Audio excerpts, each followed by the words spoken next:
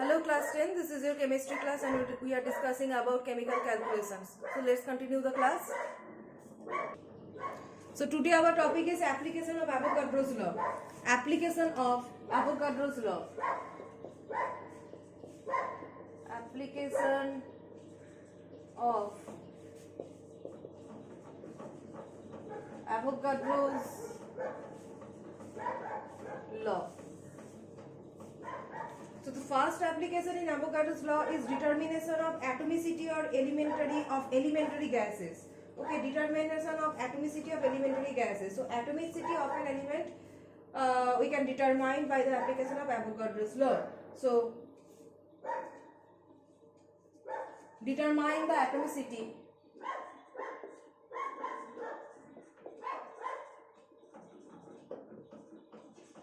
determines the atomicity of elementary gases. Determines the atomicity of elementary gases. So atomicity means, what does it mean? Atomicity means the number of atoms present in one molecule of it. Okay, the number of atoms present in one molecule of it. This is known as atomicity. Now, how can we find that atomicity? By applying Avogadro's law.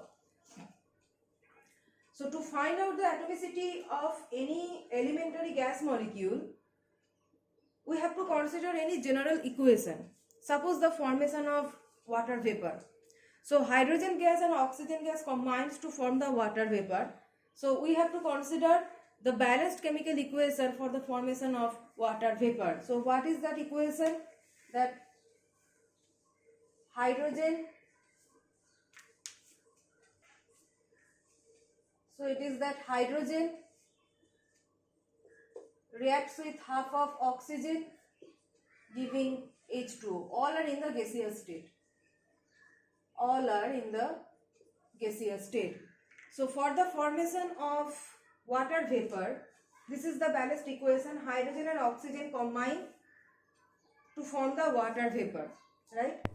So here, if you apply first the Gay-Lussac gas law in terms of volume, Gay-Lussac gas law is applicable only for gaseous reactions and where all the reactants and products are in the gaseous state, and Gay-Lussac gas law is about the volume of the gaseous substances, simple whole number ratio. So one volume of hydrogen combines with half volume of oxygen. So one volume of hydrogen combines with half volume of oxygen to give one volume of water. We can write this according to Gay-Lussac gas law. Now suppose in one volume there are n number of molecules. Okay, n number of molecules are there in one volume. So now we can replace the term volume by number of molecules. So n molecules of hydrogen combines with n by 2 molecules of oxygen to give n molecules of water, right? So hydrogen plus half oxygen water. First you are applying Gay-Lussac gas law in terms of volume for gaseous substances.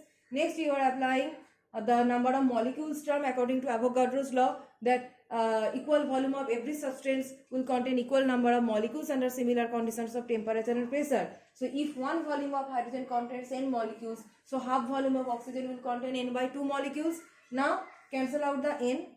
The n is common everywhere.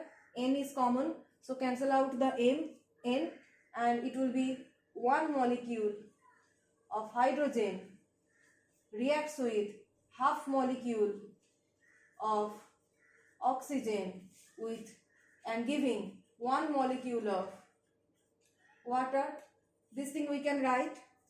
Now after writing down the balanced chemical equation and applying first the Gay-Lussac gas law and Avogadro's law, and finally getting one statement about molecules in terms of finally getting the statement about in terms of molecules, that one molecule of hydrogen combines with half molecule of oxygen and finally giving one molecule of water. Next is what to do.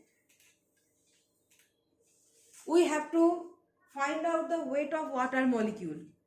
Weight of what? Weight of one molecule of water. Finally we have got the statement in terms of molecule and we are getting one molecule of water. So what is the weight of one molecule of water? So weight of one molecule of water is equal to what? Weight of one molecule of water is equal to 18 gram, and in 18 gram what is the weight of one molecule of hydrogen? Weight of one molecule of hydrogen is equal to 2 gram. So weight of half molecule of oxygen within water molecule, from the balanced chemical equation we can understand that in water molecule there are half molecule of oxygen. So one molecule of oxygen, its weight equal to 18 gram, and in 18 gram there is one molecule of hydrogen which weigh 2 gram. So weight of half molecule of oxygen will be, so weight of half molecule of oxygen is equal to 18 minus 2, that means 16 gram. 18 minus 2, 16 gram is the weight of half molecule of oxygen according to our balanced chemical equation. Now we know 16 is the atomic mass, that is mass of one atom. So this is the mass of one oxygen atom, right? So we can say that weight of half molecule of oxygen is 16 gram, and which is the mass of one oxygen atom. So we can say half molecule mean half molecule of oxygen mean one atom of oxygen. We can say one atom of oxygen,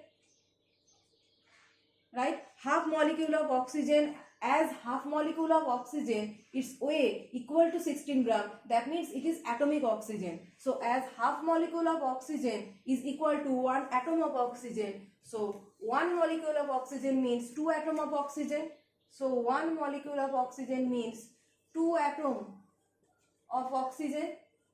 So this is the atomicity of oxygen. We know one molecule of oxygen, or oxygen is an elementary gas, and in one molecule of oxygen there exists two atoms of oxygen. We already know it, but we have to prove it by applying Avogadro's law in the balanced chemical equation of the formation of water molecule. So finally what we have done, we have taken the, as a reference we have taken the formation of water vapor, where one volume of hydrogen combines with half volume of oxygen, application of Gay-Lussac's law, then apply Avogadro's law in terms of molecules, and finally we are getting one molecule of hydrogen reacts with half molecule of oxygen to give one molecule of water. As finally we are getting one molecule of water, so weight of one molecule of water is 18 gram, where 2 gram is hydrogen. So rest 16 gram weight is for half molecule of oxygen. 18 minus 2 rest 16 gram of weight is for half molecule of oxygen that is required for the formation of one molecule of water.